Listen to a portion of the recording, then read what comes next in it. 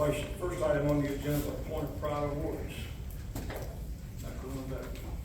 Yes, and Anthony Johnson, our Chief Communications Officer, will be sharing those this evening. As you can see, we have several tonight, so this is the best part of the evening. Yes. Good evening, Board. I'm excited to present a few point of pride honors this evening. You might have noticed that we are missing several state championship wrestling winners tonight from Clarksville and Rossview High Schools. Mr. Mayberry, thank you again for letting me know about a major conflict in the wrestling world that was going on tonight that several are participating in. So we're going to celebrate those students from Clarksville High School and Rossview High School on April 11th, but we have several others tonight. So first, we will start with an individual girls wrestling state champion from West Creek High School. And I have not seen her yet, but she might be here. Jasonia Barfield, are you here? And that's okay. If she's not here, we'll still get her certificate. But we're happy to announce that Jasonia won second place in the girls 120 at the state championship. So congratulations, and we'll get that certificate.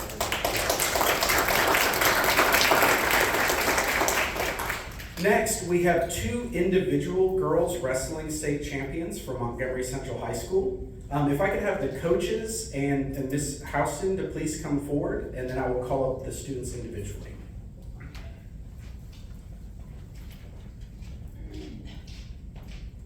Give them a moment to make their way up here. But again, this was the girls wrestling state championship that was hosted a few weeks ago.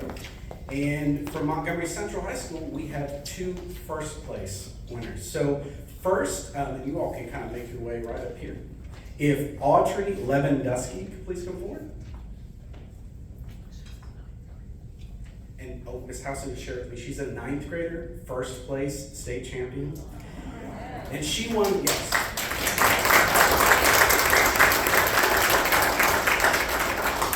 She won first place in the girls 126.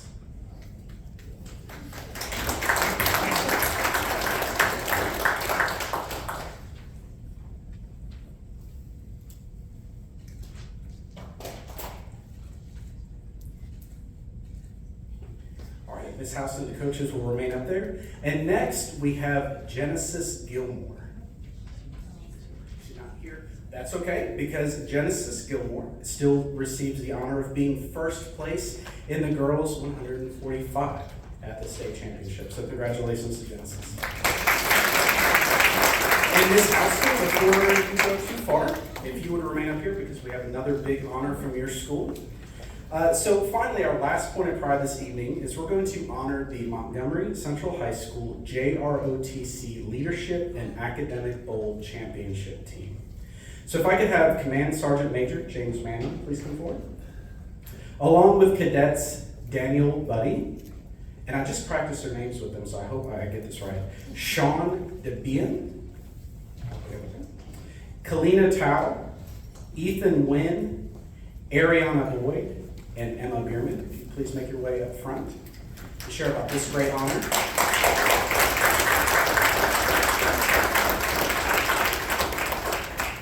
So this team from Montgomery Central High School is advancing to the JROTC Leadership and Academic Bowl Championship in Washington, D.C. This team will compete in the leadership category against Army, Navy, and Air Force JLAB teams later in June. The cadets are tested on their knowledge of current events, leadership values, and leadership skills. Congratulations to you, team, and it doesn't matter what school anybody comes from that's here in the audience, we're all going to be cheering for you in June.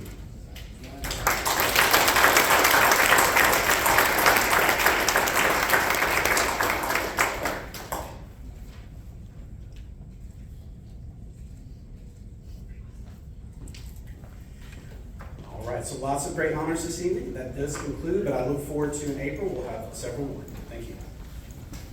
Thank you. Next item on the agenda is approval of consent agenda. Have a motion from Mr. Goff, a second from Mr. Patterson to approve the consent agenda. All in favor? It passes 7-0. Next item is policy monitoring. Board, please find in your board packet information on Executive Limitation 5, Financial Administration. This executive limitation has 12 compliance expectations to ensure the Director of Schools shall not cause nor allow fiscal jeopardy or a material deviation from the annual budget or budget policy adopted by the board. All revenues are scheduled to be spent in accordance with the approved budget. No funds have been borrowed to date for the current fiscal year without approval, nor have funds been expended from the fund balance without authorization. The actual ending fund balance will be greater than 3% based on current levels of revenue and expenditures. Payrolls are processed per the published calendar and all other obligations are paid in a timely manner. Purchases are made consistent with state and district procurement codes. Sufficient internal controls are in place as documented in annual financial audits. In addition, all board accounts are audited annually by the Comptroller's Office. Likewise, individual school accounts are audited per contract with certified public accountants, and receivables are pursued as appropriate. Updates regarding revenue collections, rising costs, and capital projects are provided to the board through work sessions. To conclude, any proposed changes to the budget are approved by the board and county commission, and quarterly financial reports are provided to the board and county commission. Mr. Griffey, this concludes Executive Limitation 5, Financial Administration. Do I have a motion to accept? A motion, Ms. Pace, and a second, Ms. Berry. Any discussion? All in favor? Passes 7-0. Next, you will find in your board packet information on Executive Limitation 12, Rezoning. This executive limitation has 3 compliance expectations. Because demographic and circumstances change and populations increase or decrease with time, the Director of Schools shall not fail to recommend and implement rezoning decisions. The project team was championed by the Director of Schools and written public feedback was received with a public hearing held. Specifically, the study used to establish school zone lines considered the equitable distribution of resources in all affected schools. The initial zoning recommendation for the 23-24 school year was shared with the board on December 6th.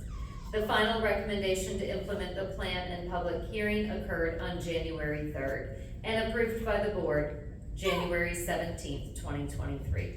This concludes Executive Limitation 12. Motion to accept. I have a motion, Ms. Berry.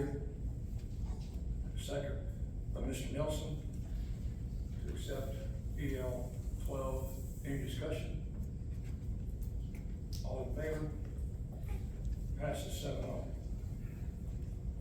Next item, reports, Dr. Rebecca. Yes, I would like to welcome forward Tracy Kuhn along with Lisa Baker to present to you on goal number 6, expand and support multiple pathways into the teaching profession.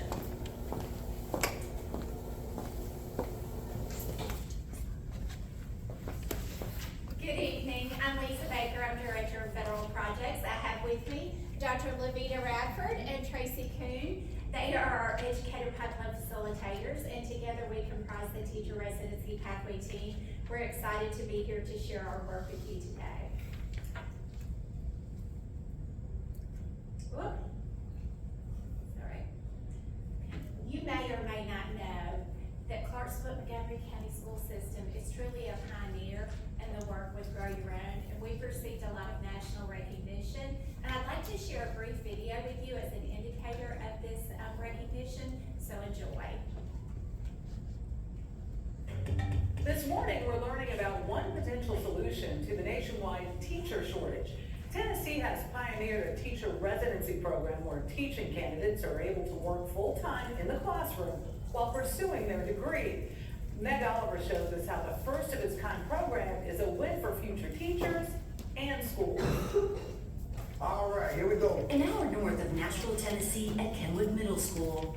The primary wave and the secondary wave. Demetrius Wynn tries to explain seismic waves to this 8th grade class. All right, so we know it's 8:30 because this is our 8:30 block. 2 years ago, the 42-year-old father of 4 spent his days mopping floors as a school custodian. There's definitely been a change. Do you feel it's a calling? Oh, definitely it's a calling. Because like I said, it was something I wanted to do, just didn't know how it was going to happen. It all started in 2018. Facing a lack of diversity and a growing teacher shortage, Clarksville-Montgomery School District launched an innovative teacher residency program, recently registered as the first of its kind in the country. Shauna Peartress is their chief academic officer. If you didn't have this program in place right now, how bad would the teacher shortage be? We would have had about 150 teachers short. The program squeezes a 4-year degree into 3. If they commit to teaching in the district, night school is free. They co-teach during the day with a mentor and earn up to $27,000 a year. When they graduate, their salary almost doubles. How will that change your life? Oh, it will open up a lot of opportunities for me. Like I said, I have grandkids, and so that gives me an opportunity to be there, not only financially, but also physically. So here we go. The program is funded through the school district's regular budget and with the help of state and federal grants. In 2021, Tennessee committed $6.5 million over 2 years to support the program, now operating in 63 Tennessee school districts. You have 80 teachers that are going to graduate this year. How long will it take you to actually catch up to fill all your positions? Sometimes with the shortage it compounds, right? So if it stays the same as this year, we'll be okay next year. Is this a model that the rest of the country could follow to solve the teacher shortage? Now that it's registered, absolutely. Would you give Mr. Wynn an A? You feel good, right? That's generous. So what you're looking at is your 30 seconds. Wynn will graduate with a bachelor's in education and a minor in special education in 2023. How does the future look? Future is bright. The future is bright. Like the end game, I know that once I become a full-time teacher, that like the opportunities are endless. Endless opportunities helping fulfill educational dreams. Come on, Adam, what you got? For CBS Mornings, Meg Oliver, Clarksville, Tennessee. What you got is the question. $27,000 while you're still a student is great. Yes, it is. I love encouraging those that are enthusiastic about teaching. Yeah, and that salary doubles when you're no longer a student. I like it. So, Demetrius Wynn, that was referenced earlier, he is about to graduate, as you heard, with his degree in education. He will be teaching at Kenwood Middle School next year. And I've had the privilege to visit his classroom multiple times this year. And the really exciting part about that is when I go to visit his classroom, it doesn't look like I'm watching someone practicing to be a teacher. It looks like he is the teacher. So we know next year his students will be in very well prepared hands. Now, in the video, Dr. Peartress referenced multiple problems of practice as to why we have started this work over the years with Grow Your Own and our teacher residency pathways. Addressing teacher shortages, we all know that's a big deal. I was a principal in this district for the last 12 years and hired at least 100 teachers during that time frame. I can remember in the early years of my principalship, many times I would have more applicants than I could possibly interview. And then in the last few years, I could have a typical position and maybe just have 2 or 3 at that time, and sometimes none to interview. Principals take great pride in finding and hiring qualified teachers for their students because that's what they deserve. So it's very heartbreaking if you don't feel like you have those resources, and so we know that that's a problem we need to address. He also referenced increasing diversity. And we also want to invest in the community to improve retention and continue to strive for an excellent educator in every classroom. All of these problems of practice drive the work that our team does every day in one way or another.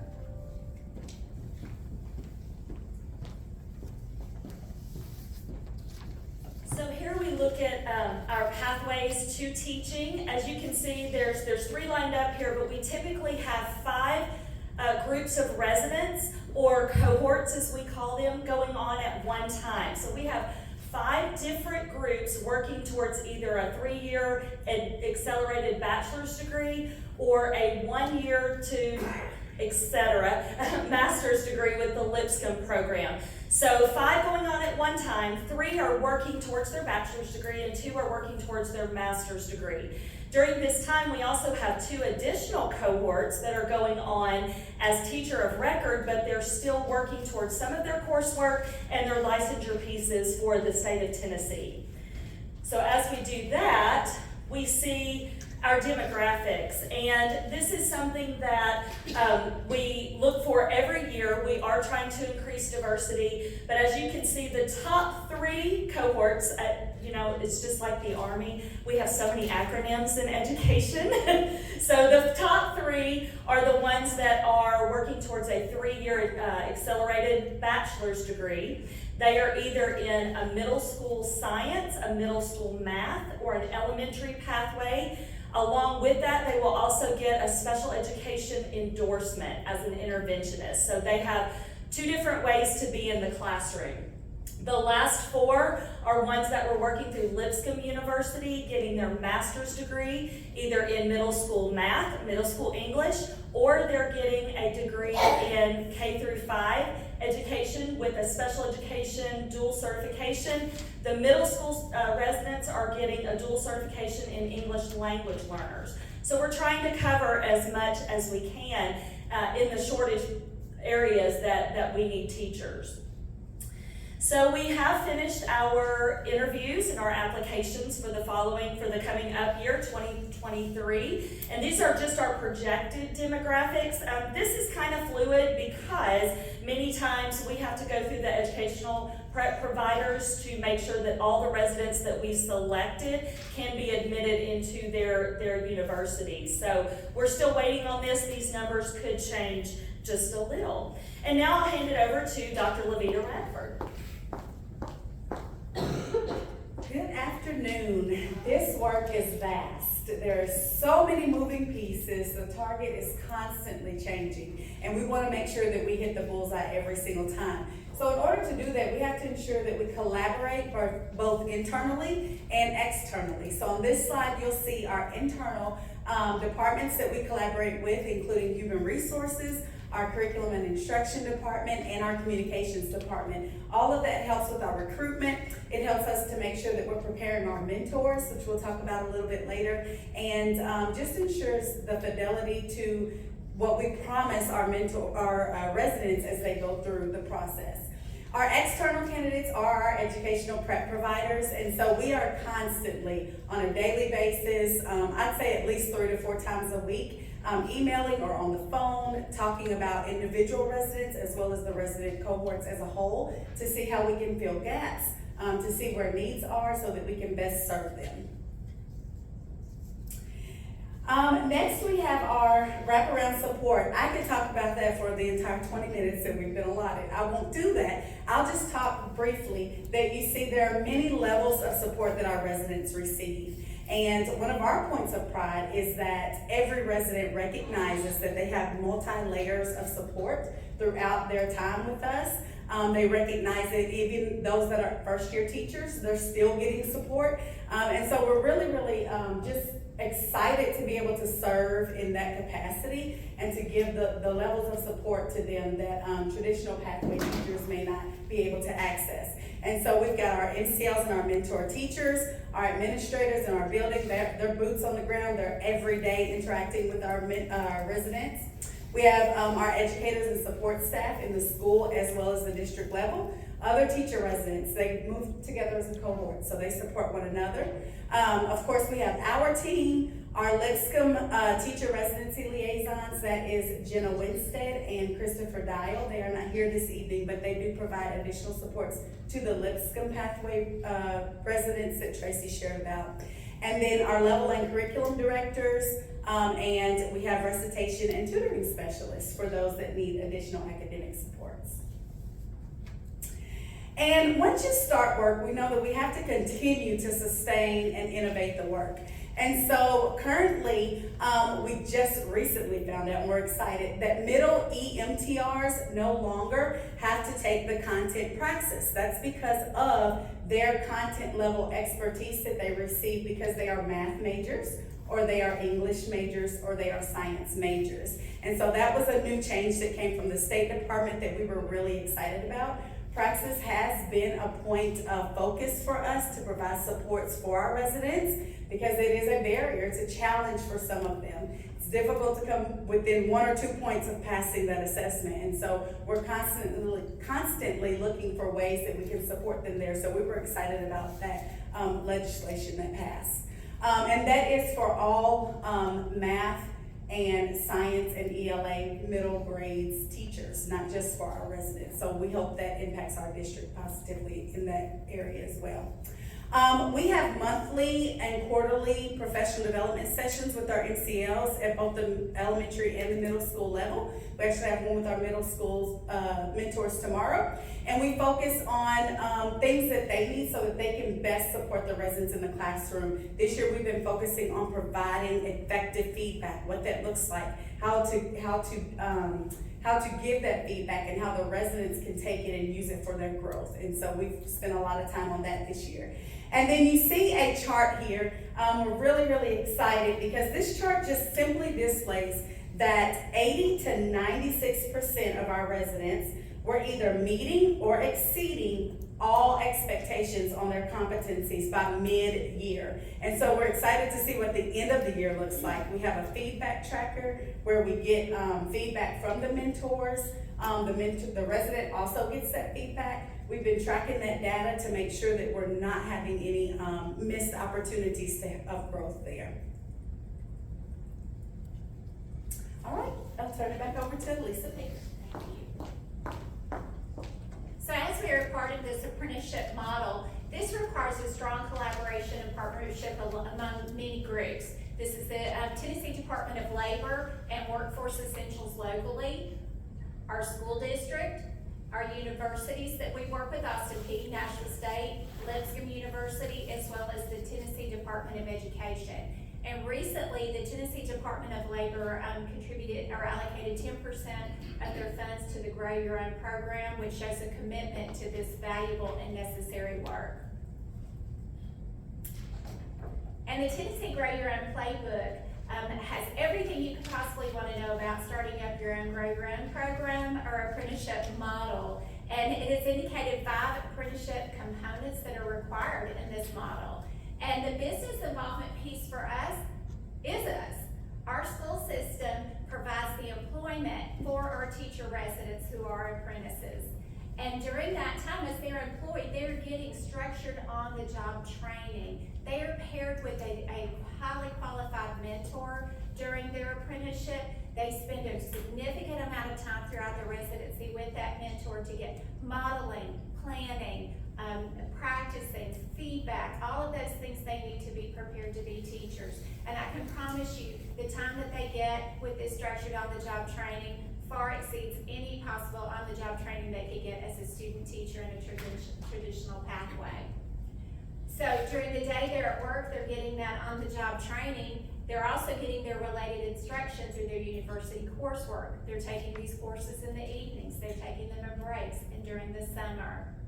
They also have rewards for skills gained. Our teacher residents are hired as education assistants, and they have the same access to step increases in pay for job performance as all of our other education assistants who are not teacher residents. And they also have the occupational credential. This is a nationally recognized apprenticeship, and so when teacher residents exit our program and step into the classroom, we can rest assured that they've had the preparation to be ready for that classroom. Also, being an apprentice can come with some financial benefits in times of crisis. We've had several incidents where some of our teacher residents have had crises, and they've received assistance with anywhere from car repairs to gas to child care and temporary housing. And in both examples that I can think of, if those needs had not been met in those crisis times, they would have likely fallen out of the program. So, this is really special to me. I want to introduce you to this gentleman. His name is Don White. He's retired military, and he was in a teacher residency program in the building in which I was principal, so I'm very familiar with him.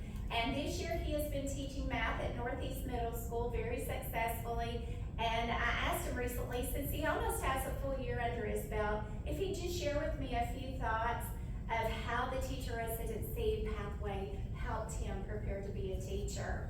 And are you okay if I share his words with you? Okay. He said, my experience with the teacher residency program was beyond all my expectations. From the minute I walked in the door, I felt welcomed and like I was part of the family. My mentor teacher was a consummate professional. She taught me so much more than just teaching math. The way she modeled how to treat students and build relationships was one of the most impactful aspects of my time in her room. She, along with the rest of the 8th grade math team, included me in all training sessions and gradually increased the amount of responsibility they would place on me. As the year progressed, Ms. Attardi would begin having me teach in her classroom gradually, starting with bell ringer activities and eventually leading instruction for whole class periods, culminating in teaching the whole day for an entire lesson. She provided observations and went over the scoring with me to better prepare me for what that would look like in my first year and help me address areas for improvement to better support our students. Don also shared that he spent some class periods in other grade level math classes and said that being in those other math classrooms helped him better understand different grade level progressions, and it provided him with a new lens to better activate prior knowledge with his 8th grade students. He finishes, I'm so thankful for my experience and feel that it was the absolute best way I could have been prepared to be in a classroom this year as a teacher. And I'm a little biased because I know him and he was in my school, but this gives me goosebumps because I know he's not just giving me words. I know what he's saying really happened because I was there. He referenced all of those pieces in his words that reflect on that structured on-the-job training that is so important for our teacher residents to get. So, and it is my genuine belief from the evidence that's there, if the apprenticeship model is followed and followed well, it truly works.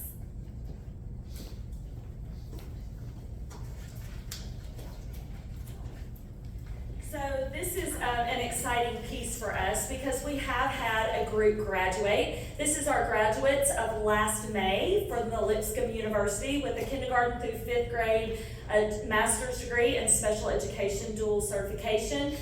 They were excited to graduate. We were excited to be there and watch them. We are excited that we will have 2 Lipscomb groups graduating this May and going into the classroom. And just along with the testimony of Mr. Don White, we also asked them what did they feel was beneficial about the residency program. And one of our Lipscomb graduates said, the teacher residency pathway has prepared me for a career as an educator by providing resources to help as we become educators. The teacher residency program provided training, support, and constructive feedback.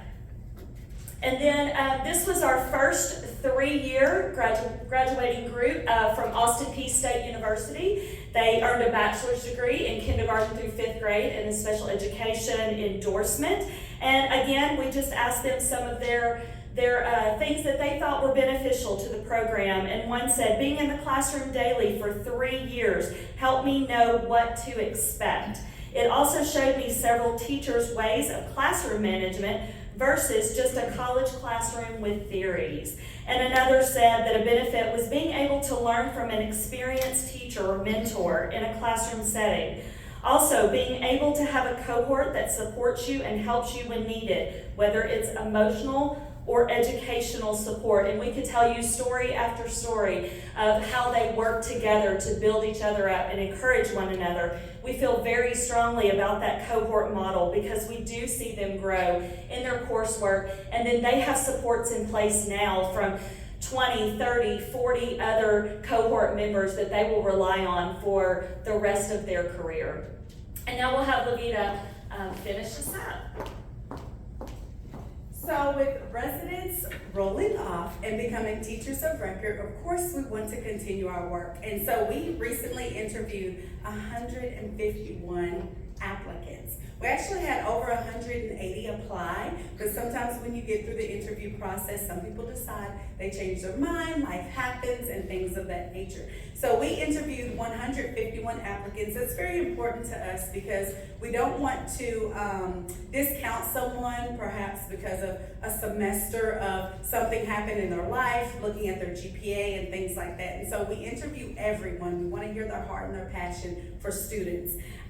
We will be determining placements for those that were chosen. We'd love to take everyone, but our EPPs, they do have a certain amount of slots. We have a certain amount of financial ability that we have for the district, and we want to protect that by choosing the best and the brightest of the group. And so, next year, the number of residents that will be chosen for each pathway were 12 MTRs, 19 LTRs, 39 EMTRs. And the demographics of that group was on the slide that Tracy shared earlier that is very fluid, as she mentioned.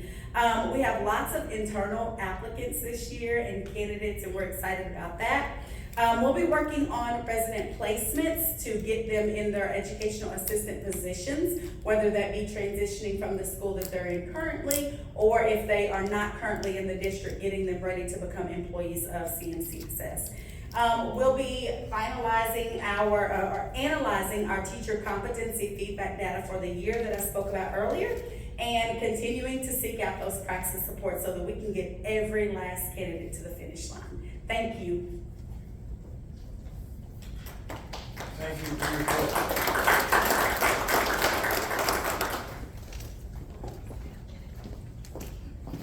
Next item for board discussion, consideration of student discipline appeal. To our attorney. Yes, sir, board, before you tonight, you have a student appeal. We've had these before, but I will remind you that the student will not be named, the school will not be identified. But before you, if you are inclined, anyone to make a motion, you could grant the student a hearing. You could make a motion to modify the decision, or if there is no motion made, then that would be an affirmation of the decision. So you've had an opportunity to review the record and the information supplied by both the district and by the parent. So at this time, I would open the floor for any motions if you choose to make any. Question, Mr. Attorney. Did everyone receive what I received on Yes. the long time? Yes. I just want to be sure. Yes, and that was, for the record, for the record, that was the record, and then the supplemental information provided. Yes, everybody received the same thing. Thank you, sir.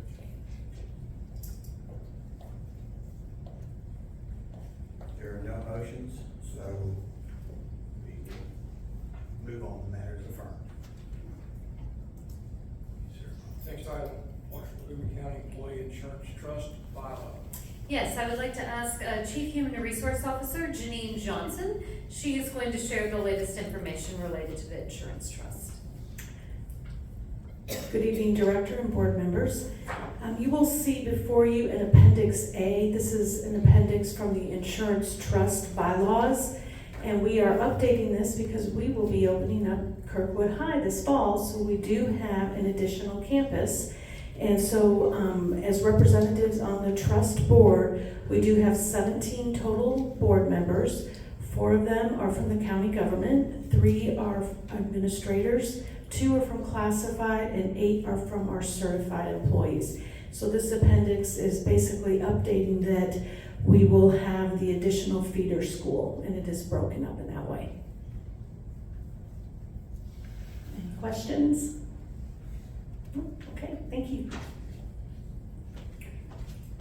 Before we move on, can we go back and ask questions about Ms. Baker and her team? I had a couple questions. For which people? For Ms. Baker and her team. Sure. We need to ask questions.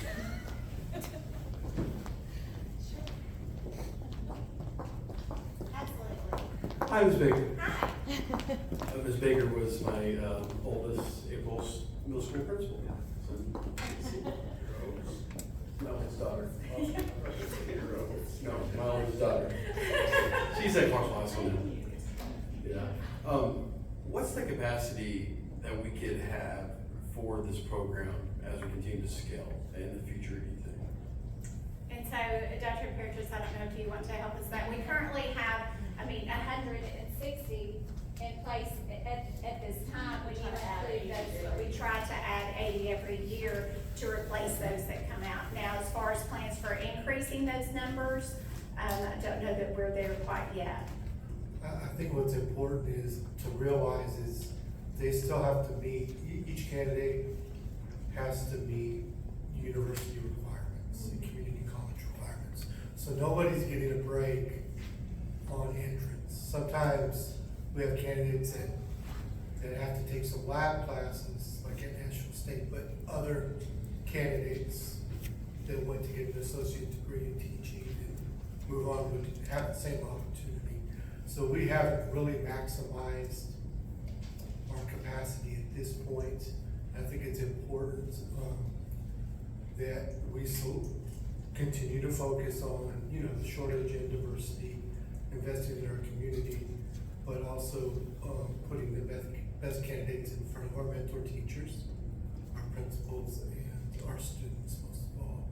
And so I think that's where we're at. I think if there comes a time when we think we've outgrown that capacity, then we're not afraid to look beyond that time. But I think right now that's where we're at. I think in the state as a whole, there may be a total of 500 or so candidates, and we have roughly a little more than a third of those. So we were pretty aggressive, to begin with. But I think in order to keep our quality where we need to keep our quality, we probably need to wait until we have a time in which is a natural time to do that. Gotcha, fair point. I absolutely love this program. This is absolutely great. I know several people in the program, and so just couldn't say enough great things about it. And just a curious question, do you have other districts across the nation, I would assume, reaching out, getting all the time. We are asked to give phone calls, Zoom meetings, presentations on a regular basis.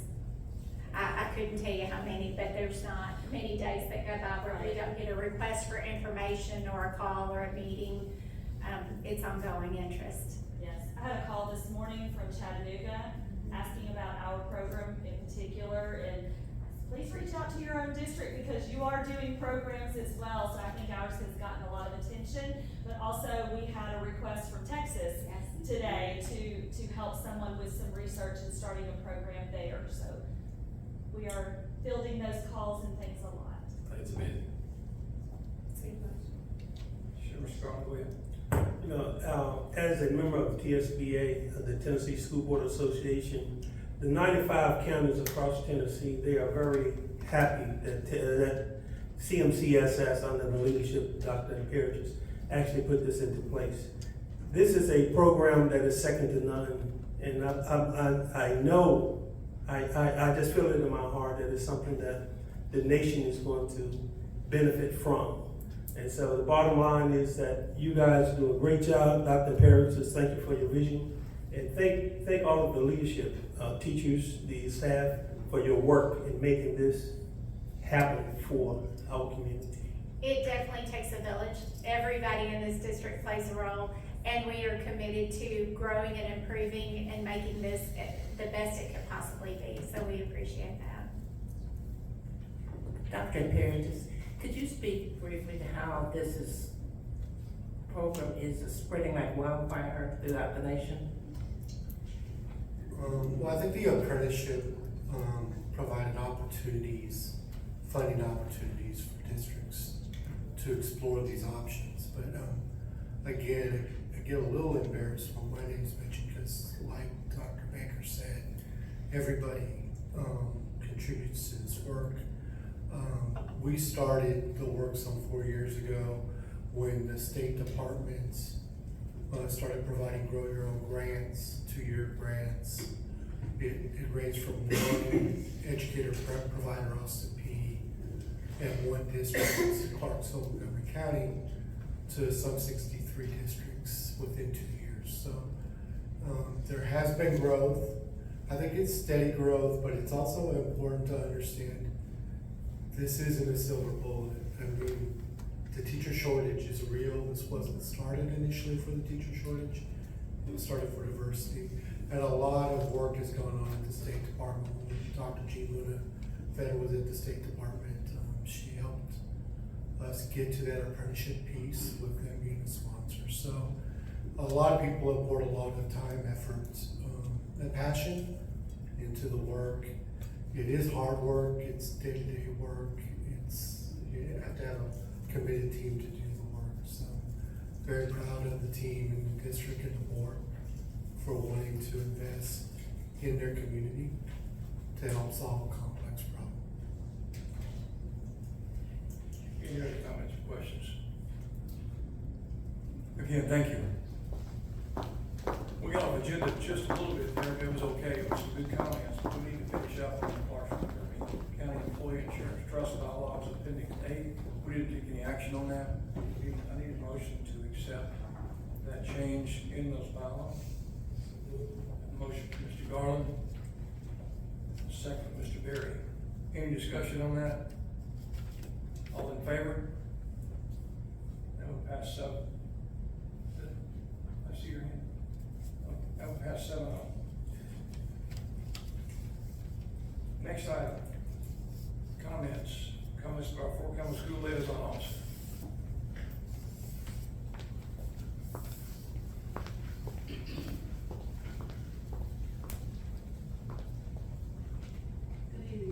Schools and School Board.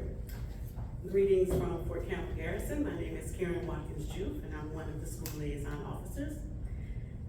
Purple Up is celebrated every year on April 15th, and the holiday was selected during the month of the military child. It is an opportunity to honor military children from all branches of the military. Military members and families sacrifice for the security and safety of our nation, specifically military children during their K-12 careers. In April, the Military Interstate Children's Compact Commission, along with many other organizations, nonprofits, and public entities, will celebrate the important role of military children. Across the nation, states, communities, and schools celebrate in various ways, including wearing the color purple. This year, our MIC-3 Tennessee Commissioner, Deanna McLaughlin, has announced that Wednesday, April 19th, will be our official Purple Up Military Kids Day. And also, I would like to thank Kenwood High School. I was there today, and they hosted military in our schools. Blake McDowell and Robin Riccio were there to represent with the children, and they were very nice and welcoming me in the school today. And also, I would like to recognize Dr. Tanisha Harden from Pisgah Elementary. I was invited to their family STEM night last week, and it was a big success. Thank you. Thank you for your report.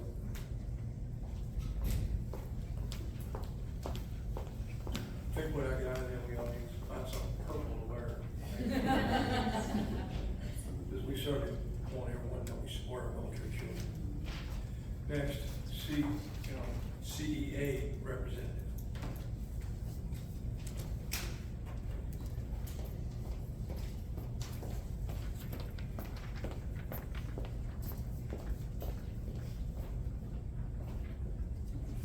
Good evening, everyone. I just want to start by saying I think the pipeline program is one of the best things that we have ever done in this county to help increase the diversity in the classroom. And it was just one of those things that is also helping with the teacher shortage, you know. But I have worked in it personally as a tutor, and I know a lot of people that are in it, and it is just fabulous. So kudos to everyone, I think, who has been a part of that. But I stand before you tonight, I have an ask. It's legislative season, so it does have to do with legislation. House Bill 329 and the Senate Bill version 281 is on the floors or in committees, but it is to establish over the next 4 years, starting with the 23-24 school year, to increase the base salary for beginning teachers to $50,000 a year at the end of 4 years. That is absolutely fabulous, and in my opinion, is a long time coming. So, who could say no to that, right? But however, an amendment has been attached to that bill, and it's another attempt by the government to take over local control. And it's actually the 13th time the legislature has tried to take the right of educators to have organizations' deductions taken from their paychecks if they wish. So, I'm asking you tonight to use your influence as elected officials and as respected members of this community to contact your legislators, and ask them to remove this amendment. I have a right as an educator to have anything deducted from my check that CMCSS is agreeable to. I have no say over taxes, darn, you know. But other than that, I have that right. And as I said, this is the 13th attempt that the state legislature has done this. We're the only profession that is singled out for this, and it is actually the definition of bullying. So please help us. This is a great thing, beginning teacher salaries up to $50,000 a year, but infringing upon my rights as an American citizen is not. So help us. Thank you. PET representative.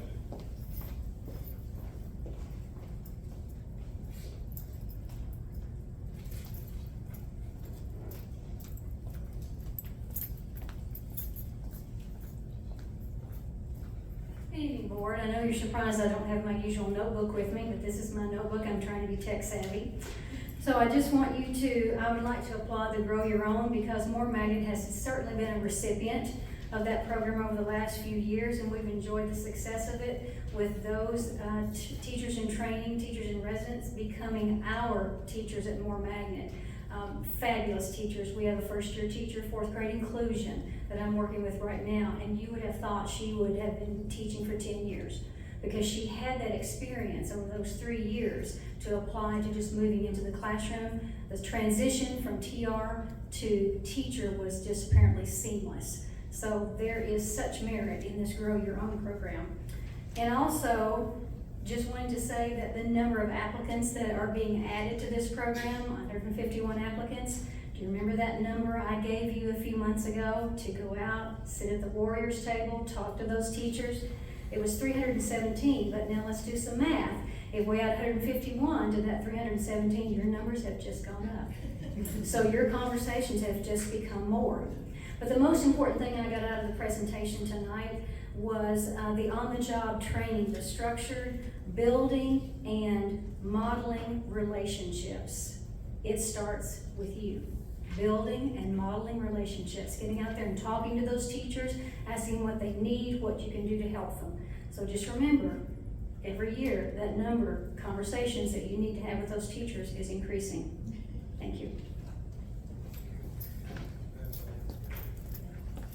Comments by county commissioners? Quiet group tonight. Comments by board members? I'd like to say something. This is a little bit off record with the county commissioner there, but we do have a new bonus county commissioner in our attendance tonight. District 18 Commissioner, would you like to introduce your assistant? My daughter? Yeah. 1 month old today. She 4 weeks old? Yep. Congratulations. She old enough to vote. Ms. Pacey's comments will be hard to top. Does anyone else have any comments, board members? I agree. Yes, sir. First off, apologize for interrupting that vote there, Mr. Griffey. No worries. Yeah. Next month, we have an important vote concerning charter schools, and I really appreciate, I want to say to all the work of our review committee and that is happening, it's gonna continue to happen, and we look forward to their debrief. Also look forward to hearing their recommendation. We as a board have an important decision to make. With that in mind, I've spoken to Dr. Vetter and Mr. Nolan, and I'm asking that the district recommendation and presentation, after the district's recommendation and presentation, that we have the opportunity for board members to compile questions that will be submitted to the charter school applicant, American Classical Education, Clarksville Montgomery. I got that right, Anthony? So that we have the opportunity to get their direct feedback on any questions that the board may have. I'm also going to suggest that we send our questions to Mr. Nolan so that he can compile them and send them over to the charter school applicants, and that we all receive back all of our questions and all of the responses to those questions. That will just help us with making our decision next month. And lastly, I want to encourage the community to reach out to us, the board, and let us know where you stand on charter schools here in Clarksville Montgomery, because we, as your elected officials, would like to hear, or at least I'm saying, I would like to hear your feedback. Thank you. Any other comments from board members? Hearing none. Director of School Report. Good evening, board members. As you know, students, faculty, and staff members returned last week from spring break. While many of the employees were getting some much needed time off, this did not apply to many of our operations and maintenance team. I just want to acknowledge the work that they did over their spring break.